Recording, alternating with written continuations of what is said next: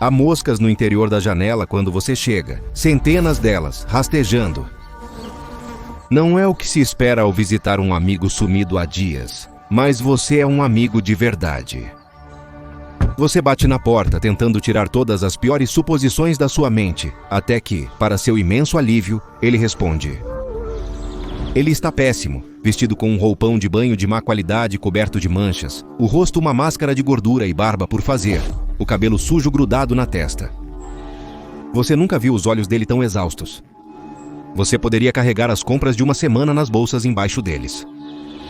E ele aponta uma espingarda de cano duplo carregada para seu peito.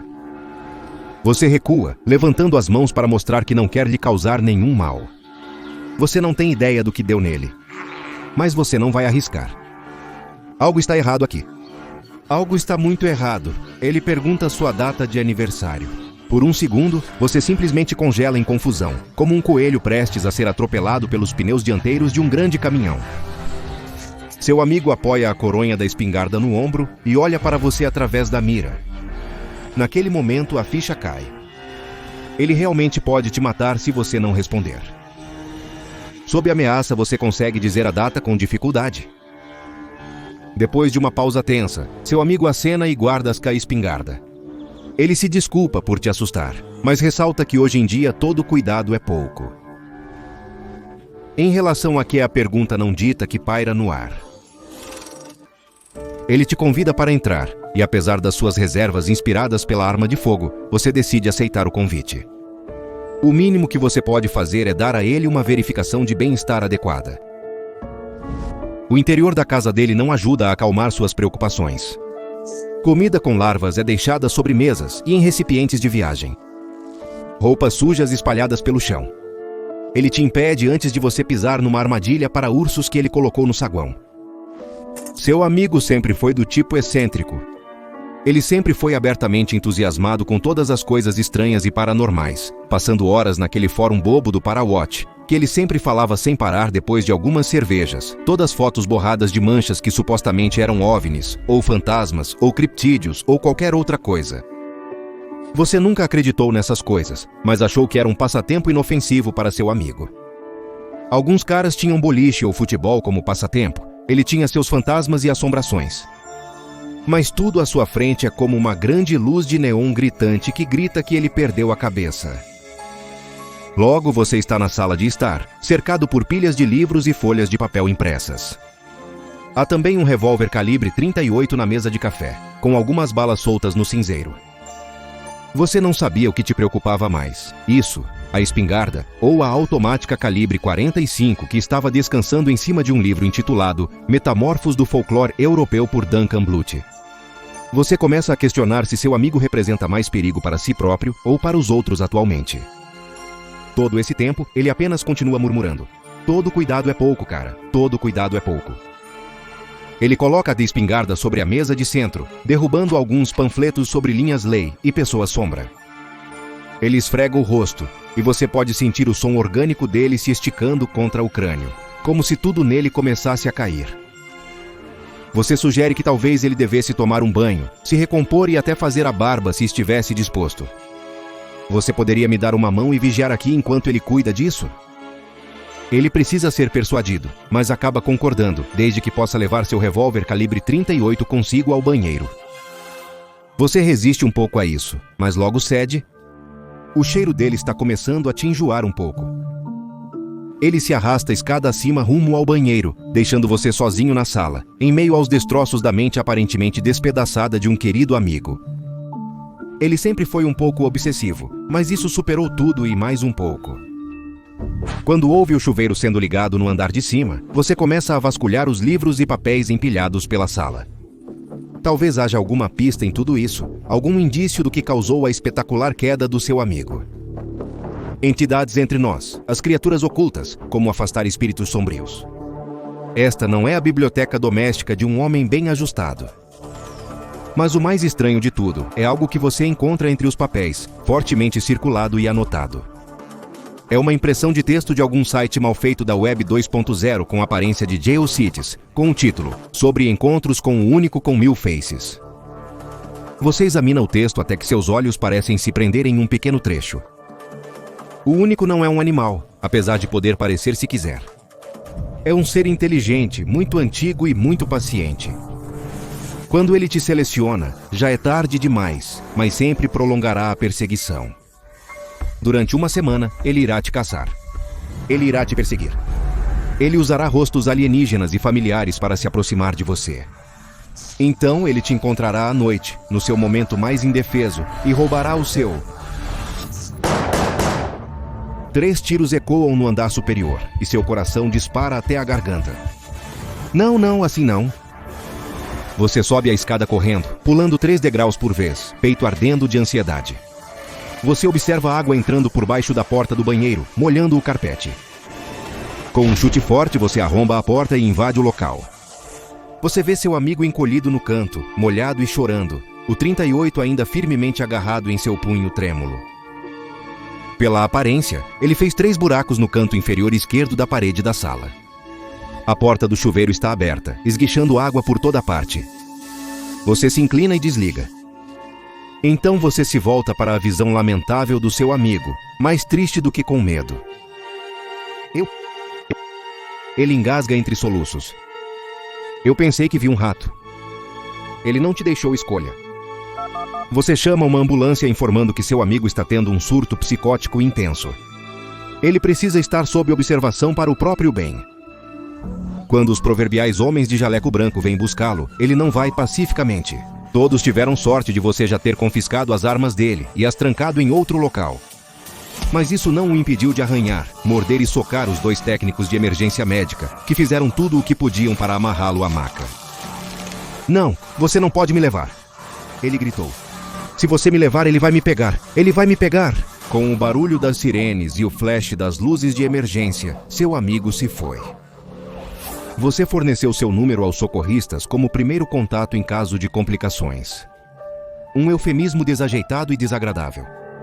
Você promete a si mesmo que o visitará assim que a equipe do hospital autorizar. Você sabe no seu íntimo que fez o certo, mas ainda assim retorna para casa abalado. Naquela noite, seu apartamento parece extra vazio. Cada sombra escura parece guardar alguma culpa não dita. Algo que você deveria ter dito ou feito. Algo que teria impedido tudo de ficar tão ruim. Talvez tudo seja culpa sua por ser um mau amigo. Em breve, você está sentado na frente da sua televisão, retirando o filme plástico de uma refeição de micro-ondas e, de repente, suas narinas captam o cheiro mais horrível. Mofado, ainda assim nauseantemente doce como xarope de carne. O choque disso quase te engasga.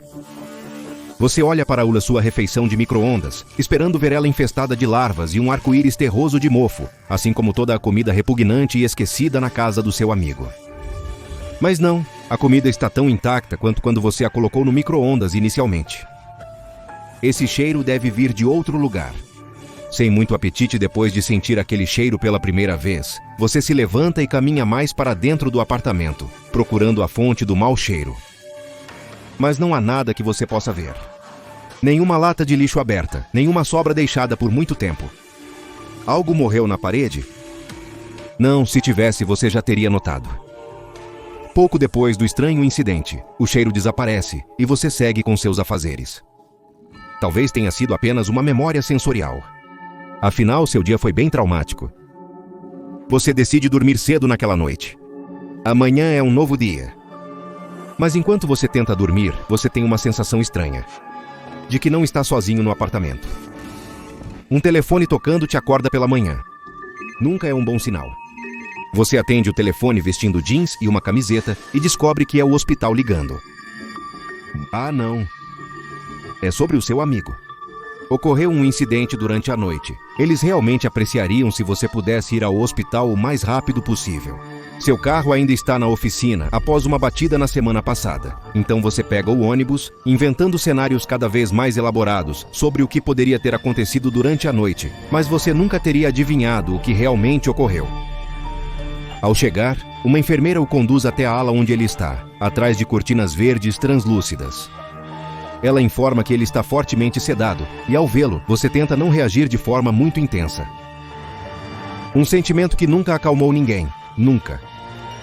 Ao passar por trás da cortina, você não consegue conter o grito a tempo. o rosto do seu amigo. Está errado. Não parece que foi ferido, apenas distorcido, como se tivesse crescido incorretamente durante a noite. Extensas protuberâncias cutâneas irregulares aparentam ter alterado a topografia de seus traços. Se não fosse pelo cabelo dele e o nome na prancheta no pé da cama, você nem teria reconhecido que era ele.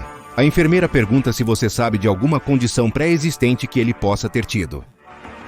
Nada que pudesse ter causado isso. No ônibus a caminho de casa, você apenas sente vazio. Eles dizem que entrarão em contato se tiverem mais perguntas, mas você já sabe de antemão que não tem respostas. Como seu amigo poderia ter se desfigurado durante a noite enquanto estava amarrado e sob forte sedação? Isso simplesmente não fazia sentido. É quando você sente o cheiro novamente, pairando pelo corredor do ônibus. Aquele cheiro doce e nauseante de carne apodrecendo. O cheiro da casa do seu amigo. O cheiro do seu apartamento ontem à noite.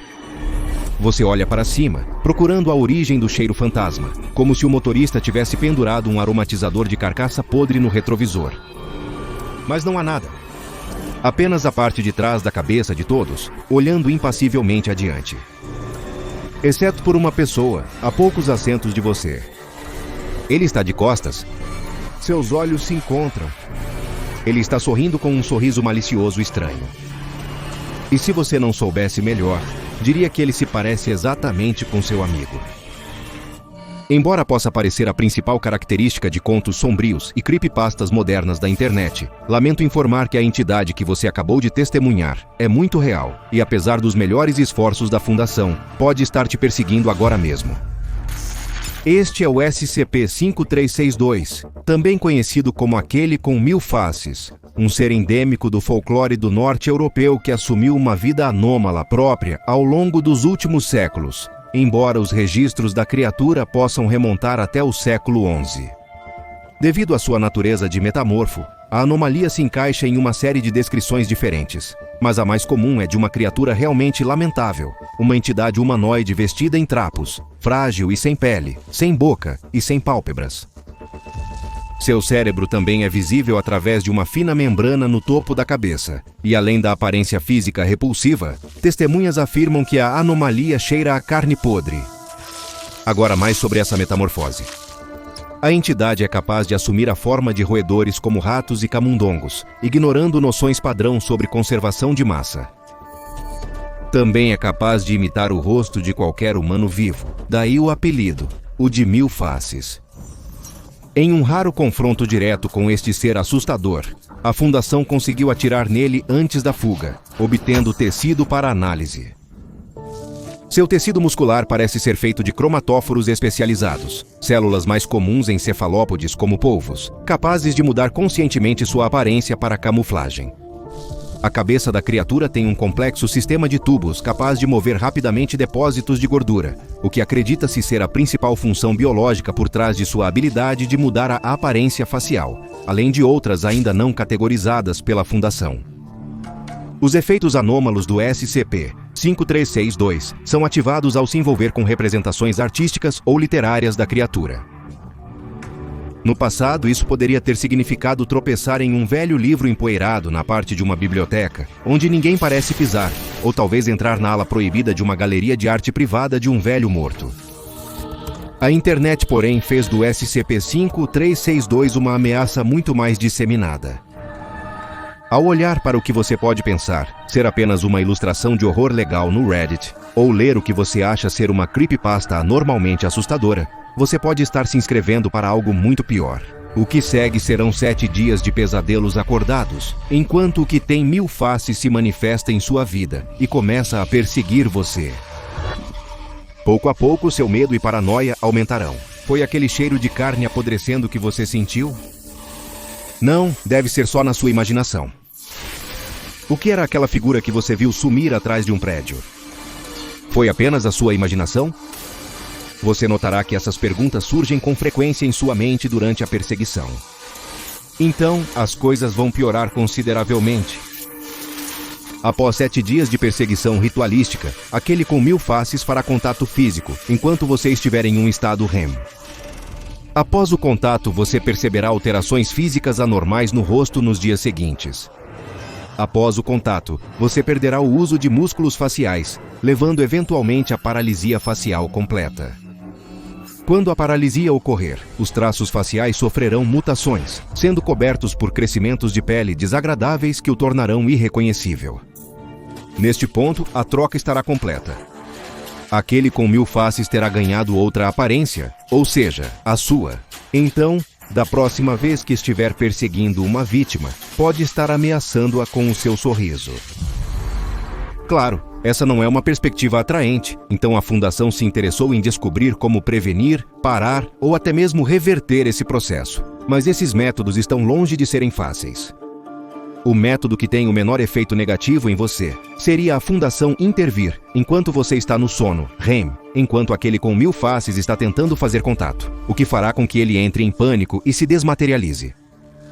O outro método de contrariar a anomalia é tomar amnésicos da classe F, que se sabe que atrasam ou interrompem os efeitos físicos do contato com o SCP-5362, ao alto custo de apagar completamente a sua identidade. O que significa que a Fundação precisará construir uma nova para você do zero. É uma questão que vale a pena refletir. O que é mais importante para você no grande esquema das coisas, seu rosto ou seu senso de identidade? Porque com o SCP-5362, só pode ser um ou outro.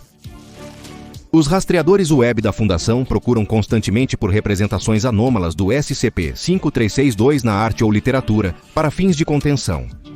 Esperamos que não sejam excessivamente zelosos e incluam este vídeo nessa ampla rede, pois as pessoas precisam saber sobre o SCP-5362 para sua própria segurança. Representações físicas, como livros ou pinturas, devem ser confiscadas e colocadas no armário de contenção B, no local 300, e um para armazenamento seguro. Devido ao risco de exposição generalizada da anomalia, foi-lhe atribuído o risco de contenção provisória, Euclides. Pessoas afetadas pela anomalia devem passar por um curso de amnésicos da classe F, conforme determinado pelo Conselho O5. Qualquer manifestação direta da entidade deve ser monitorada pela Força-Tarefa Móvel P1, também conhecida como os City Slickers, para garantir que o contato direto seja evitado. Você pode estar se perguntando, como a Fundação consegue controlar tão bem uma anomalia aparentemente difícil de rastrear e localizar? Essa eficiência pode ser parcialmente creditada ao tempo que eles conhecem aquele com 1000 faces. Na verdade, foi descoberto pela primeira vez por uma organização precursora da Fundação, a Fundação de Sua Majestade para a Contenção Segura do Paranormal no século XIX.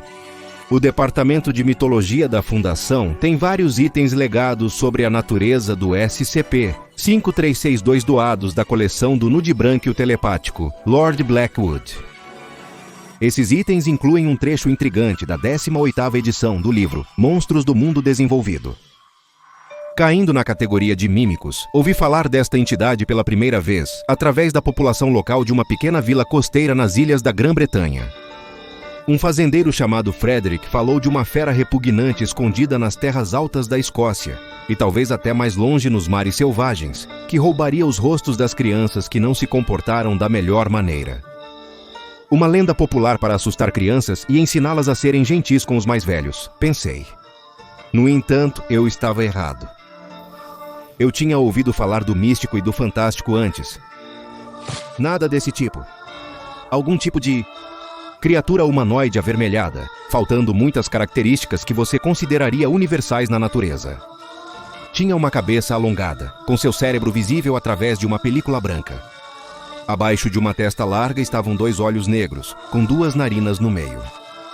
Não tinha boca para falar, apenas um osso plano no lugar, em cima de um corpo frágil e grotesco, que emanava o cheiro de carcaças apodrecendo. Uma visão desagradável de se ver, com certeza, mas eu não sou do tipo que recua ao adquirir novos conhecimentos. Desapareceu sobre a colina algum tempo depois, e na tentativa de seguir e rastrear a criatura, nos deparamos com uma das suas vítimas. Em um grande campo, havia uma casa de campo solitária, com um caminho de grama morta que levava até a porta da frente. De alguma forma, ignorando os parafusos e trancas, esta frágil criatura havia arrombado a porta. Ao verificar dentro, fui recebido pela visão de um homem que devia estar em seus 70 anos, desmoronado, morto. Ao virar, deparei com seu rosto. Uma camada de carne se formou sobre seus olhos, ouvidos, nariz e boca, sufocando-o enquanto ele tentava sair pela porta. Pobre velho camarada. Em lendas, disse que a criatura, uma vez uma criança, foi ridicularizada por sua aparência, a ponto de começar a conspirar com forças demoníacas, na esperança de desencadear uma calamidade mortal nas pessoas que o prejudicaram. Como sempre, havia um preço a pagar, transformando-o no pesadelo que assola essas terras hoje. Espero que um dia ele finalmente encontre a paz. Acesse o Patreon do Dr. Bob e seja um pesquisador júnior agora. Agora vá e assista outra entrada dos arquivos do Dr. Bob, como o SCP-5056, Os Companheiros Constantes.